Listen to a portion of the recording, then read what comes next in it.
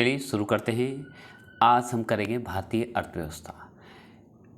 अगर इकोनॉमिक्स पढ़ने जा रहे हैं और इकोनॉमिक्स अगर पढ़ना चाहते हैं तो सबसे पहली बात कि आपको इसमें आंकड़े आपको याद नहीं करने होंगे, क्योंकि आंकड़े सब अलग अलग होते हैं। ईयर्स के हिसाब से, बजट के हिसाब से आप जानते हैं। तो इसमें अगर आंकड़े आएंगे तो हम सबसे पहले रिक्वेस्ट आपसे करना चाहते हैं कि इस आंकड़े को ध्यान न रखेंगे, आंकड़े को छोड़ दिया जाएगा। ठीक है, तो इसमें जितने भी आंकड़े आएंगे हम उसे नहीं रखेंगे। जो पहले आया था उस आंकड़े को रखेंगे जो स्टैटिक जीके के रूप में पूछता है। तो याद रखिएगा, वर्तमान में जो आंकड़े इसमें देंगे वो आंकड़े नहीं माने जाएंगे। तो प्लीज़ इस चीज़ को ध्यान रखिएगा, क्योंकि इकोनॉमिक्स में जो आंकड़े देते हैं वो करेंट अफेयर के हिसाब से आपको याद करना होगा, क्योंकि इसका आंकड़े नहीं माने जाते हैं, क्योंकि किताब में छपा हुआ कब से रहता है। ठीक है, क्लियर। तो ये चीज़ को ध्यान में रखते चलिएगा। रिक्वेस्ट आपसे, ऐसा नहीं कि सर बोलिएगा कि सर आंकड़े नहीं किए, तो ये चीज़ आप ध्यान में ज़रूर रखेंगे। तो शुरू करते हैं। तो भारतीय अर्थव्यवस्था की प्रकृति, आगे भारतीय अर्थव्यवस्था के बारे में जानेंगे, उसकी प्रकृति के बारे में जानेंगे, कैसे शुरू हुआ, क्यों हुआ, किस कारण हुआ। तो चलिए, कौन इसके फेमस व्यक्ति हैं पढ़ेंगे। तो अर्थशास्त्र का जनक किसे कहा जाता है? तो एडम स्मिथ को कहते हैं।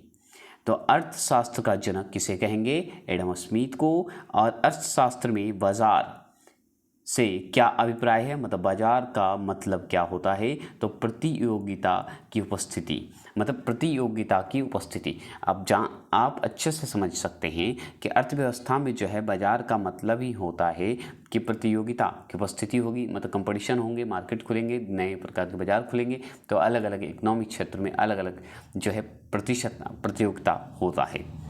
ठीक है, भारत में अर्थव्यवस्था कैसी है? तो विकासशील अर्थव्यवस्था है। भारत में अर्थव्यवस्था कैसी है? तो विकासशील है।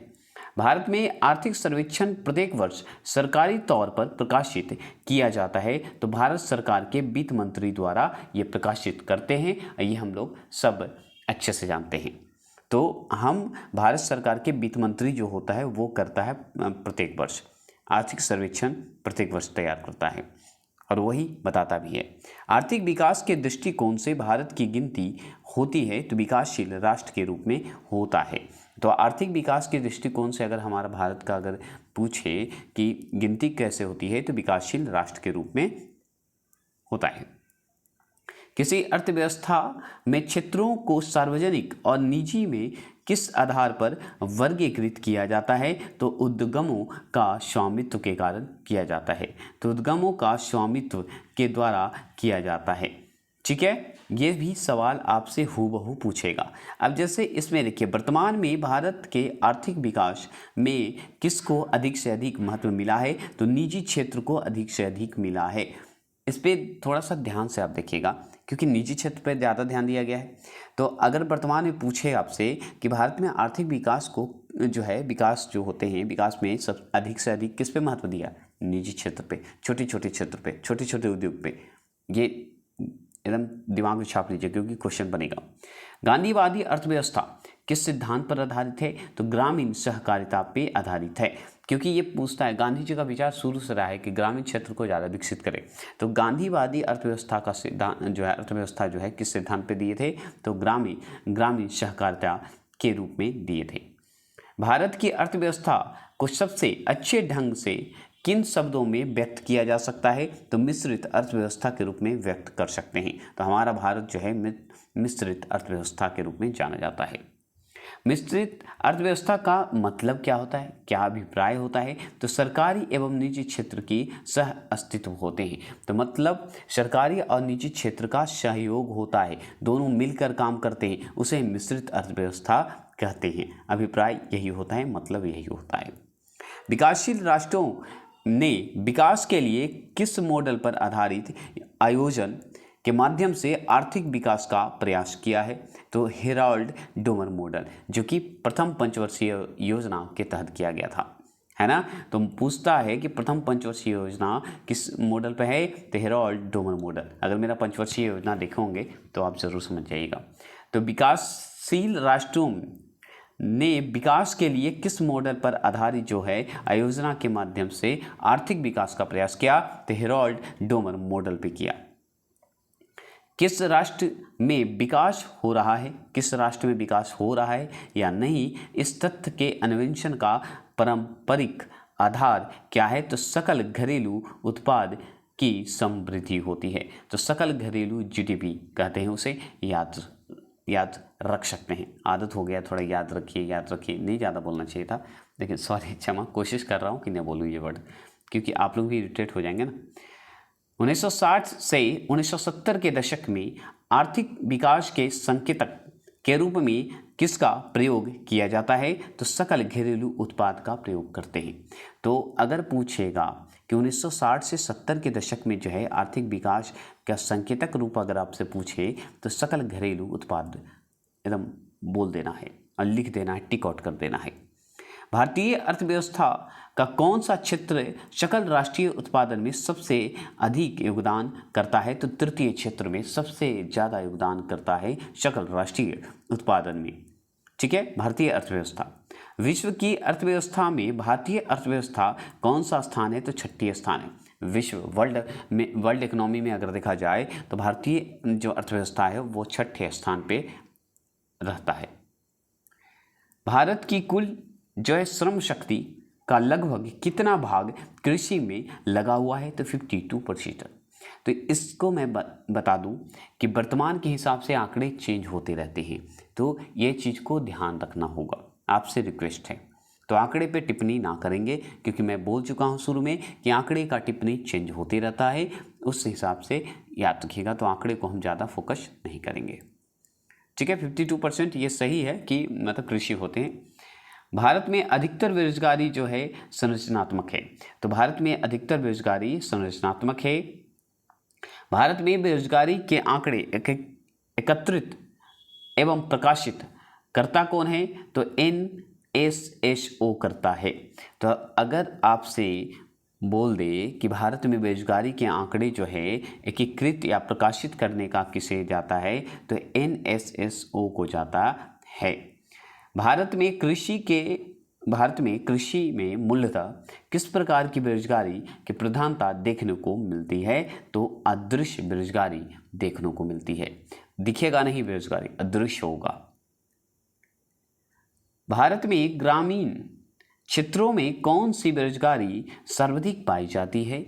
तो मौसमी और अदृश्य दोनों प्रकार की बेरोजगारी पाई जाती है।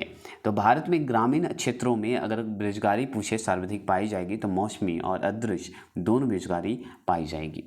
वर्तमान समय में देश में किस प्रकार की बेरोजगारी की समस्या बहुत गंभीर समस्या है? तो शिक्षित बेरोजगारी सबसे बड़ी समस्या है। शिक्षित नहीं है लोग, इसलिए बेरोजगारी ज़्यादा बढ़ रहा है। ये वीडियो कैसा लग रहा है? इस वीडियो पे लाइक और सब्सक्राइब के हिसाब से मैं वीडियो कंटिन्यू करूंगा, क्योंकि इसी में पंचवर्षीय योजना पढ़ना है, राजस्व पढ़ना है, आर्थिक सर्वेक्षण पढ़ना है, सारे आपको इसी में पढ़ने हैं जो कि इकोनॉमिक्स से पूछते हैं। उसके बाद आपका बहुत सारा टॉपिक है, जैसे कंप्यूटर भी पढ़ाना है हमें, यहाँ तक कि साइंस का पढ़ाना है टॉपिक, जो कि मैं अकेला हूँ इसलिए थोड़ा सा लेट हो रहा है। वेट करिएगा, सारा हम टॉपिक करवा देंगे, एक टॉपिक भी नहीं छूटेगा कि एग्ज़ाम में आपका GK GS टॉप आएगा, ये मैं चैलेंज दे सकता हूँ। बस थोड़ा सा सब्र करेंगे। चलिएगा, देखिएगा, वैसे बेरोजगारी जिसमें आवश्यकता से अधिक कार्यरत हैं कहलाता क्या है? प्रच्छन्न बेरोजगारी कहते हैं। प्रच्छन्न बेरोजगारी कहने का मतलब होता है कि जैसे कि वैसी बेरोजगारी जो होता है आवश्यकता से अधिक काम है, कार्यरत है, और मतलब काम कम है और लोग ज़्यादा हो गए हैं, तो प्रच्छन्न बेरोजगारी कहलाता है। ठीक है, प्रचंड बेरोजगारी को और किस नाम से जानते हैं? तो अल्प रोजगार से जानते हैं, मतलब कम रोजगार ना है इसके कारण, तो प्रचंड बेरोजगारी वही होता है। अगर आपसे पूछे संरचनात्मक बेरोजगारी का कारण क्या है? तो अपर्याप्त उत्पादन क्षमता होता है। तो अपर्याप्त उत्पादन क्षमता जो है संरचनात्मक बेरोजगारी का कारण होता है। भारत में निर्धनता के स्तर का आकलन किया जाता है तो परिवार के उपभोग व्यय के आधार पर करते हैं।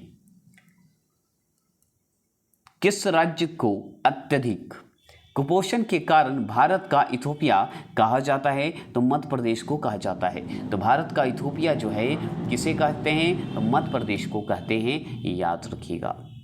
ठीक है, इस चीज़ को ध्यान रखना है। अगर आपसे पूछे राष्ट्रीय ग्रामीण विकास संस्थान कहाँ अवस्थित है? तो हैदराबाद में है। तो आपसे पूछेगा कि बताइए कि राष्ट्रीय ग्रामीण विकास संस्थान कहाँ अवस्थित है, तो हैदराबाद में है। ये सवाल आपसे पूछेगा। नीति आयोग किसके सर्वेक्षण के आधार पर निर्धनता रेखा के नीचे के लोगों का आकलन करता है, तो राष्ट्रीय नमूना सर्वेक्षण संगठन के तहत। तो देख, एक चीज इस पे ध्यान रखिएगा, नीति आयोग जो है जितना भी सर्वेक्षण करता है वो करेगा राष्ट्रीय नमूना सर्वेक्षण संगठन के द्वारा ही करता है। राज्य एवं राष्ट्र स्तर पर गरीबों का जो है अनुमान लगाने के लिए नीति आयोग किसके सूत्र का प्रयोग करता है, तो डीडीटी लकड़वाला का है। लाकड़ावाला डीडीटी लाकड़ावाला का जो है सूत्र का प्रयोग करता है। ये जरूर ध्यान रखिएगा।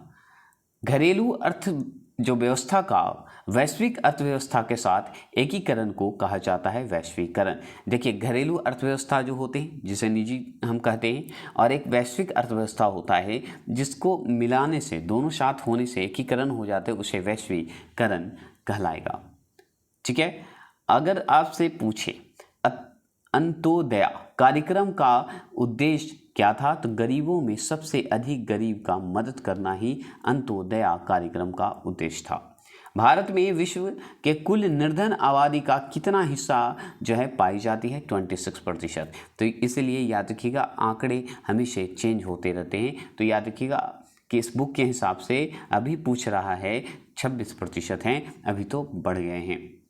11वीं पंचवर्षीय योजना के अंत तक देश में निर्धनता का अनुपात कितना रहने की संभावना व्यक्त की गई, तो 11% रखा गया था। ठीक है, निर्धनता का। लेकिन 12वीं पंचवर्षीय योजना में ऐसा कुछ नहीं हुआ, फिर नीति आयोग आ गया।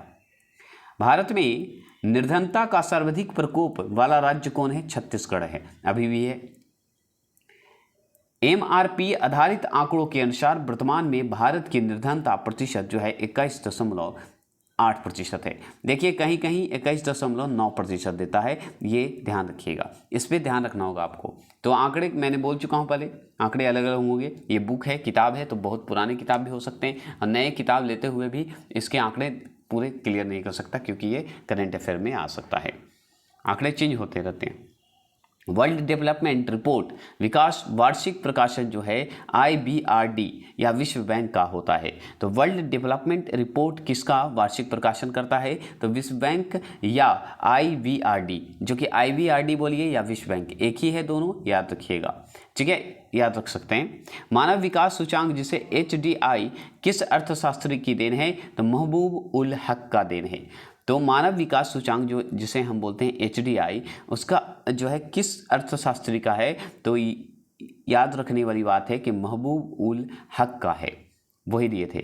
अगर मानव विकास सूचांक किसने बनाया, तो UNDP ने बनाया। ठीक है, UNDP ने बनाया। हरित सूचांक विकसित किया गया था, तो संयुक्त राष्ट्र पर्यावरण कार्यक्रम द्वारा बनाया गया था। तो हरित सूचांक विकसित जो किया गया वो संयुक्त राष्ट्र पर्यावरण कार्यक्रम द्वारा किया गया। राज्य स्तरीय मानव विकास रिपोर्ट जारी करने वाला प्रथम राज्य कौन बना, तो मध्य प्रदेश बना। ठीक है, अगर आपसे पूछे कि राज्य स्तरीय मानव विकास रिपोर्ट जारी करने वाला प्रथम राज्य कौन बना, तो मध्य प्रदेश बना। संयुक्त राष्ट्र विकास कार्यक्रम जिसे UNDP बोलते हैं कि मानव विकास रिपोर्ट की तर्ज पर भारत की पहली मानव रिपोर्ट जो है कब जारी की गई थी, तो अप्रैल 2002 में की गई थी।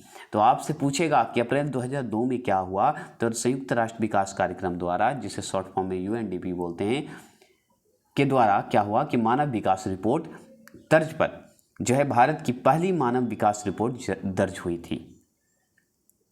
UNDP की मानव विकास रिपोर्ट में भारत को किस श्रेणी में रखा गया है, तो मध्यम मानव विकास श्रेणी में रखा गया है। बंद अर्थव्यवस्था का मतलब क्या होता है, तात्पर्य क्या होता है, अभिप्राय क्या होता है, तो आयात निर्यात बंद होना ही बंद अर्थव्यवस्था कहलाता है। भारत में 1850 के उपरांत सर्वाधिक ब्रिटिश पूंजी निवेश किस आधारभूत क्षेत्र में हुआ है, तो रेलवे में सबसे ज़्यादा हुआ है 1885 के उपरांत। अगर आपसे पूछ रहा है कि भारत में वाणिज्यिकरण जो है कब हुआ, तो 19वीं शताब्दी के जो है 19वीं शताब्दी के उत्तरार्ध में, उत्तर उत्तरार्ध बोलते हैं, तो 19वीं सदी के लमसम में बोलिएगा, याद रखिएगा। मतलब 1800 ईस्वी में 18 ईस्वी के लमसम में माना जाता है। अब देखिए आर्थिक नियोजन विषय क्या है, समवर्ती सूची में आता है। तो आर्थिक नियोजन विषय जो आता है समवर्ती सूची में राज्य और केंद्र दोनों के बीच आते हैं। औद्योगिकरण जो है, औद्योगिकरण क्रांति सर्वप्रथम किस देश में हुआ, तो इंग्लैंड में हुआ। ये भी सवाल आपसे पूछेगा, ठीक है, इंग्लैंड में हुआ। और पूछता है कि भारतीय अर्थव्यवस्था के उदारीकरण का अग्रदूत किसे कहा जाता है, तो डॉक्टर मनमोहन सिंह को कहते हैं। तो डॉक्टर मनमोहन सिंह को जो क्या कहते हैं, तो याद रखिएगा भारतीय अर्थव्यवस्था के उदारीकरण कहा जाता है। भारत में गरीबी रेखा का निर्धारण कौन करता है, तो नीति आयोग करता है। ये सवाल आपको पूछेगा क्योंकि नीति आयोग अभी चल रहा है, ये याद रखेंगे। अल्प विकसित देशों में गरीबी का मुख्य कारण क्या है, आय में असमानता होना। आय में अगर बराबरी होती तो दिक्कत नहीं होता, समानता होता तो दिक्कत नहीं होती, लेकिन आय में असमानता है, किसी के पास ज़्यादा, किसी के पास कम, किसी के पास है ही नहीं, तो ये कारण है हमारी गरीबी का। अब नेक्स्ट चैप्टर लाएंगे भारत के राष्ट्रीय आय, जो कि आपको ये वीडियो मैंने दिया है, इसी को महामैराथन के रूप में लाने वाले हैं, जो कि याद रखिएगा इसमें आंकड़े को ध्यान रखिएगा मत, क्योंकि आंकड़े हम अलग से वीडियो पढ़ा देंगे जब करंट अफेयर्स से जुड़ा रहेगा। तो इसमें आंकड़े आएंगे तो छोड़ देना है, ठीक है, मैं खुद छोड़ दूंगा, और जो इंपॉर्टेंट है वो चीज़ मैं पढ़ा दूंगा। तो अच्छा लगा तो प्लीज़ सब्सक्राइब और लाइक कीजिएगा, और कमेंट में ज़रूर बताइएगा कि मैं लाऊं कंटिन्यू कि नहीं लाऊं, प्लीज़ ज़रूर बताइएगा। जय हिंद, जय भारत। और नेक्स्ट वीडियो आने वाला है चोल वंश का, तैयार रहेंगे। मतलब दक्षिण भारत का जितना भी वंशज हैं सारे आएंगे। नेक्स्ट वीडियो कल रात तक आपको अपलोड कर दिया जाएगा।